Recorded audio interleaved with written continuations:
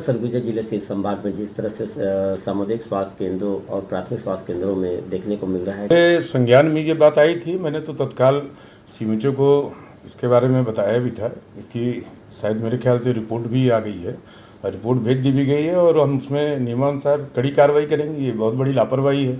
अगर मान लीजिए फार्मासिस्ट कहीं बिजी है, कहीं गया हुआ है, वो तो जांच के बाद ही पता चलेगा कहाँ गया था, छुट्टी लिया था या कहीं अपने मेडिकल स्टोर में गया था। जैसी तरह तरह की बातें छन करके आ रही हैं, वो जांच की रिपोर्ट जैसे आएगी उसमें कड़ी कार्रवाई करेंगे, उसमें कोई बख्शा नहीं जाएगा।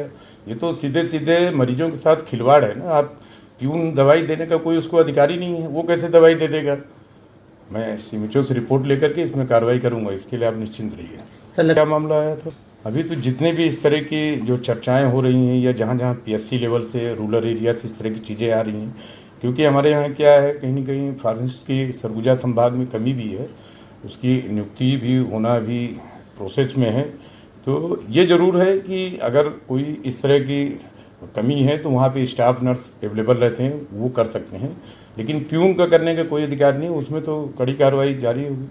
सर नहीं, हमने तो सभी समीक्षा जब हम करते हैं तो सभी सीएमएचओ से, सभी 6 जिले के सीएमएचओ भी लगातार एक्शन मोड में हैं, तरह तरह की उसमें विजिट कर रहे हैं अपने नोडल के माध्यम से।